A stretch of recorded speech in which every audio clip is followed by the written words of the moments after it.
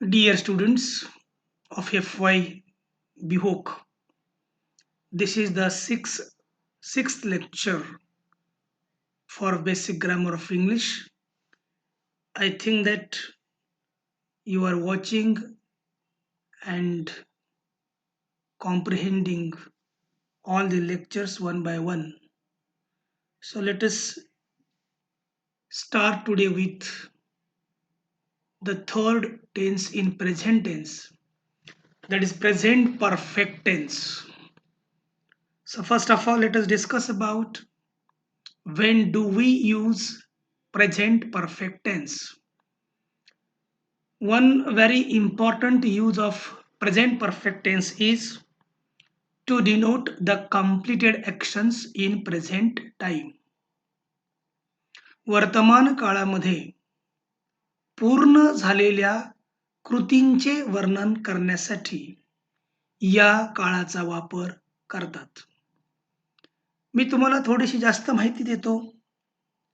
आपल्या प्रत्येकाच्या आयुष्यामध्ये काही अतिशय महत्त्वाच्या गोष्टी, घटना घडत असतात, ज्या आपल्यासाठी लाईफटाईम महत्त्वाच्या असतात. उदाहरणार्थ तुम्ही 10वी पास झालात. त्याच्यानंतर तुम्ही 12वी पास झालात. ह्या कायमस्वरूपीच्या यशस्वी घटना आपल्या आयुष्यामध्ये घडत असतात आणि त्यांच्याबद्दल बोलताना सुद्धा प्रेझेंट परफेक्ट टेन्सचाच वापर करावा. उदाहरणार्थ मी असं म्हणेल की आय हॅव पास्ड एस-एस-सी. घटना भूतकाळातली आहे, परंतु त्या घटनेचा इम्पॅक्ट वर्तमान काळात सदैव असतो. अशा पूर्ण झालेल्या घटनांच्यासाठीचं वर्णन करण्याकरता प्रेझेंट परफेक्ट टेन्सचा वापर आपण करतो. आत्ता रिसेंट घडलेल्या ज्या गोष्टी आहेत त्या तर आपण ह्या काळामध्ये सांगतोच, ज्या पूर्ण झालेल्या आहेत. उदाहरणार्थ I have completed the first lesson. मी पहिला धडा शिकवला आहे, संपवला आहे. हे मी संपवल्यानंतर बोलणार आहे. किंवा शी हॅज क्लोज्ड द डोअर. तिने दरवाजा बंद केला आहे. When the action is completed and you want to talk about that particular action, you can use this tense, present perfect tense. Present perfect टेन्सच्या स्टडीचा फॉर्म्युला बघा इथे आहे. Subject plus have or has, not both, plus V3 plus object plus remaining sentence. जर तुम्ही आतापर्यंतच्या माझे 6 lectures one by one बघितलेले असतील, तर you are now familiar with these elements of the sentences. Subject, then verb 3, then object, then remaining sentence. Now here are two options, have or has. I want you to teach you the correct use of have or has. बऱ्याचदा have आणि हॅजचा वापर करताना आपला गोंधळ होत असतो. तो गोंधळ आता आपल्याला या ठिकाणी क्लिअर करायचा आहे. पुन्हा ते 8 subjects in the form of pronouns. I, we, you singular, you plural, he, she, it and they. I have deliberately given this he, she, it in red line because these are the third persons and they have different rules in each tenses. So first persons I and we. I बरोबर काय आहे have. We बरोबर काय आहे have. Sorry. Second person you singular बरोबर सुद्धा काय आहे हॅव. यू प्लुरल बरोबर पण काय आहे have. But now see this third person he, she, it यांच्याच बरोबर काय आहे फक्त has. He has, she has, it has. किंवा या ही ऐवजी तुम्ही राम हॅज, या सी ऐवजी सीता हॅज, या इट ऐवजी अ कमिटी हॅज, आणि ह्या सगळ्यांचं प्लुरल आहे दे, आणि प्लुरल मध्ये नेहमी कोण असतो? हॅव असतो. हे लक्षात घ्या. आता तुम्हाला कळलंय की इथे जेव्हा तुम्ही सब्जेक्ट घ्याल, तो सब्जेक्ट फर्स्ट पर्सन आहे की सेकंड पर्सन आहे की थर्ड पर्सन आहे. फर्स्ट पर्सन असेल तर हॅवच, सेकंड पर्सन यू असेल तर हॅवच, थर्ड पर्सन जर असेल आणि तो ही सी इट पैकी असेल तर तिथे तुम्हाला हॅज वापरायचं आहे. हे लक्षात घ्या. आपण पुढच्या स्लाइडमध्ये वाक्य तयार करायला शिकूया. आता इथे बघा, हाऊ टू फॉर्म सेंटेन्सेस.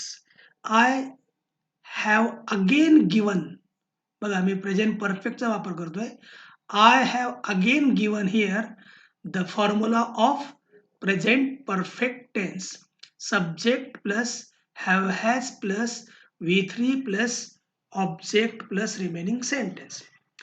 तर हे 10 वाक्य मी तुम्हाला तयार करून दाखवलेले आहे.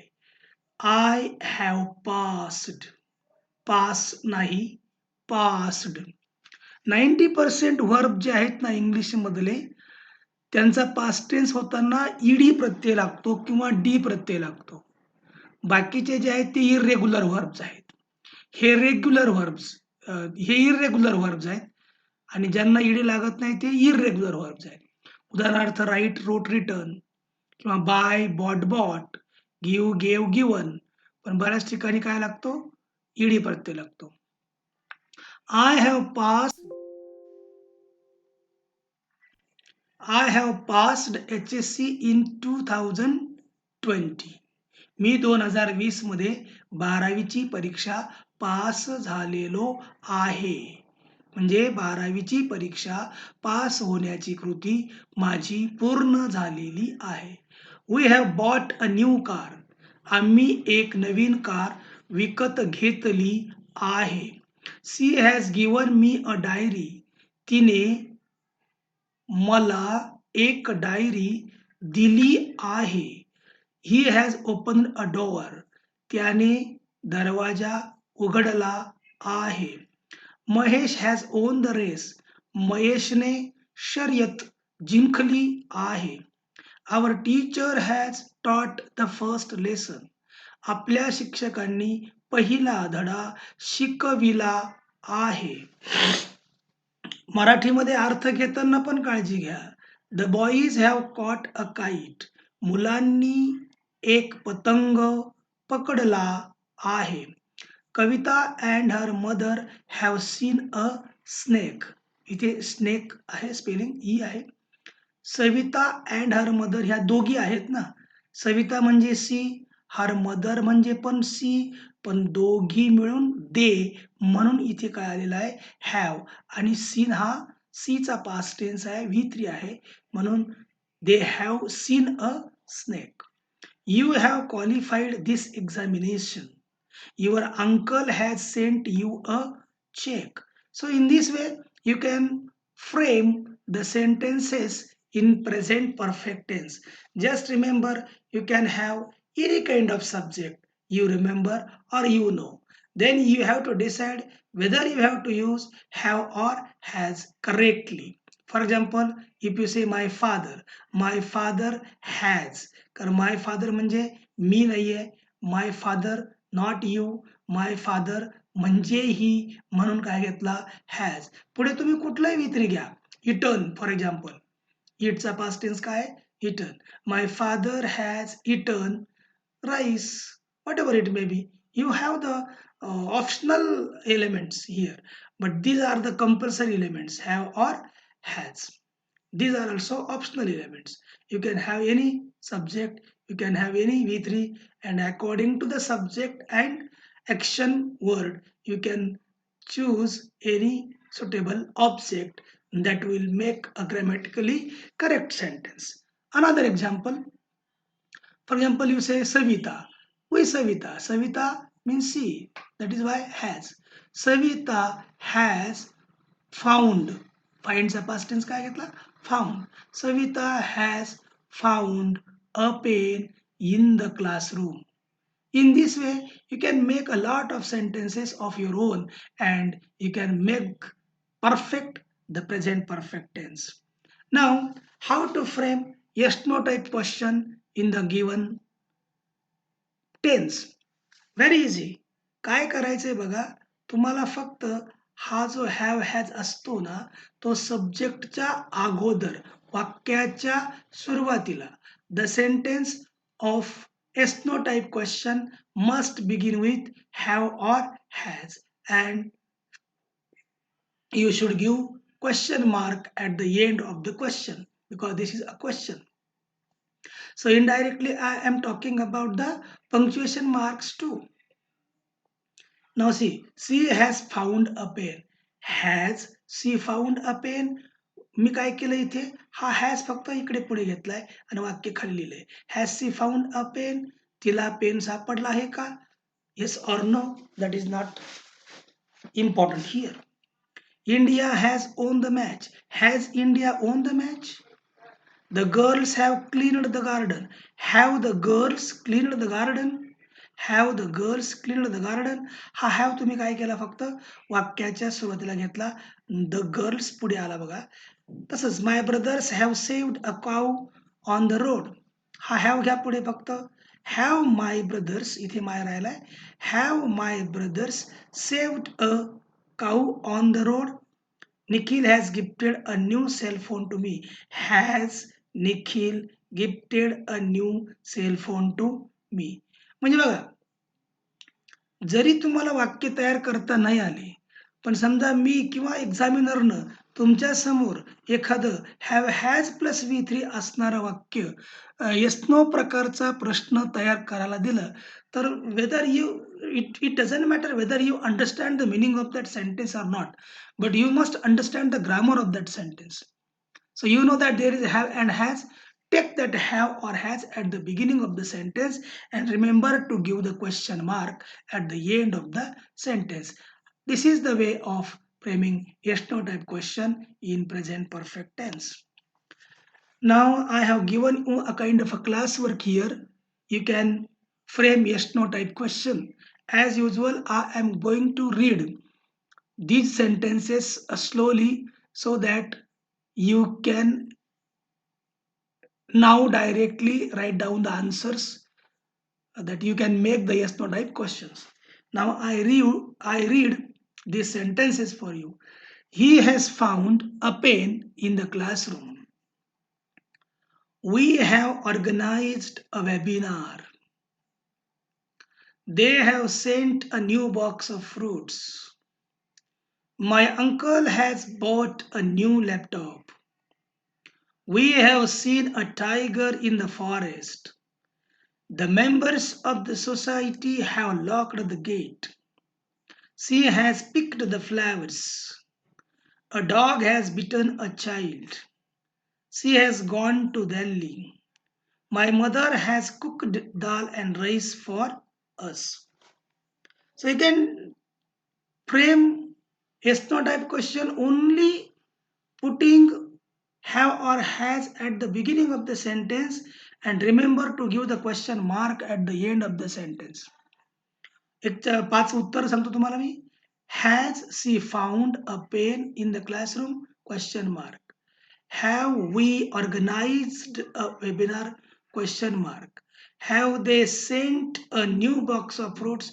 Question mark. Has my uncle bought a new laptop? Question mark.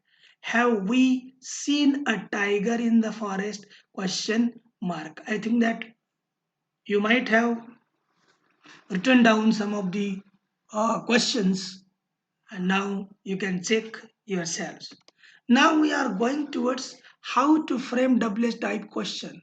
I again repeat that at, when we learned the first tense, simple present tense, at that time I have given you the list of almost all the WH words that are used in uh, framing WH type question. So the system is the same. What is the first important element? WH word.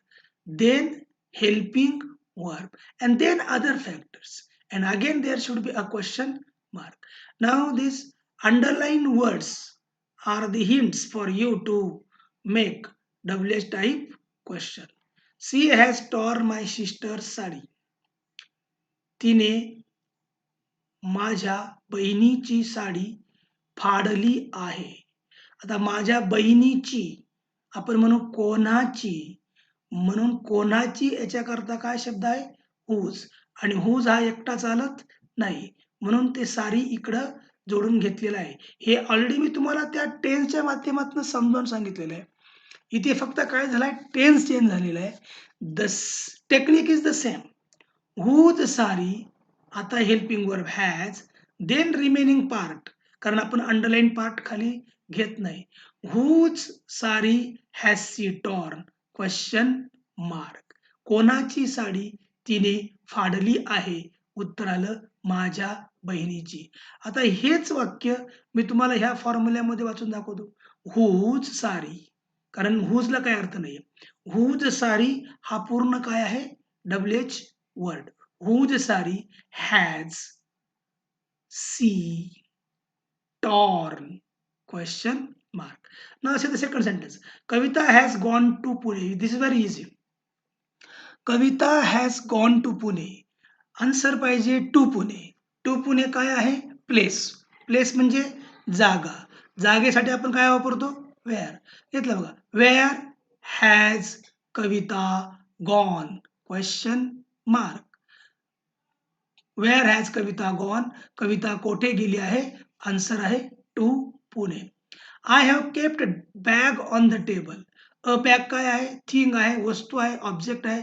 एवढं तरी आपल्याला कमीत कमी समजलं पाहिजे. आता पुन्हा काय बॅग आहे का? वस्तू आहे का? जागा आहे, ठिकाण आहे, म्हणून वेअर घेतला. अ बॅग काय आहे? वस्तू आहे, म्हणून काय घेतला? What. What have I kept on the table. What have I kept on the table and question mark. Me table वरती काय ठेवले आहे? उत्तर आलं अ बॅग. बघा आता हेच वाक्य मी तुम्हाला पुन्हा या फॉर्म्युल्यामध्ये टाकतो. What have I kept on the table question mark. Then the boys have helped the teacher. The boys answer पाहिजे. तुम्हाला मी एक रूल सांगितलेला आहे बघा. वाक्याच्या सुरुवातीला आलेला कर्ता जेव्हा उत्तर हवं असतं, तेव्हा त्या कर्त्याऐवजी फक्त हू लिहायचा आणि शेवटी क्वेश्चन मार्क द्यायचा. कारण तो हॅव जो असतो तोच त्या कर्त्यासाठी असतो, त्याच्यामुळे इथे कर्ता शिल्लक राहत नाही. Who have help the teacher. कोणी शिक्षकांना मदत केली आहे? उत्तर आलं the boys. Karishma and her brother have made 3 kites in 2 hours. थोडंसं मोठं सेंटेन्स घेतलं बघा मी. करिश्मा अँड हर ब्रदर हा सब्जेक्ट आहे. हॅव पैकी हॅव आहे. मेड हे मेकचा पास्ट टेन्स आहे, वित्री आहे. 3 kites हे ऑब्जेक्ट आहे.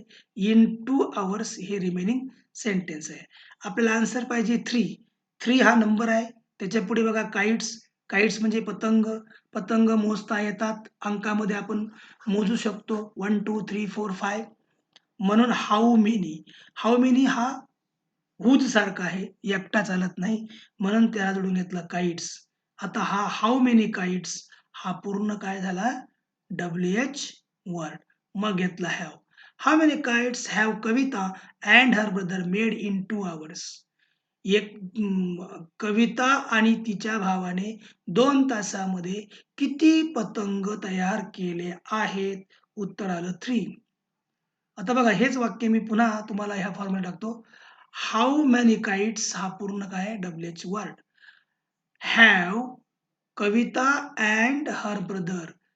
Kavita and her brother made in 2 hours आणि शेवटी question mark. Now, this is the classwork for you. Frame WH type question. हे जे 10 वाक्य मी तुम्हाला दिलेले आहेत, त्यांचे तुम्हाला WH टाइप क्वेश्चन तयार करायचे. आपण 5-5 वाक्य घेऊया. मी सुरुवातीला 5 वाक्य वाचतो, समजावून सांगतो आणि तुम्ही आता वही आणि पेन घ्या आणि WH प्रकारचा प्रश्न तयार करायला शिका. पहिलं वाक्य आहे we have visited Delhi in 2012.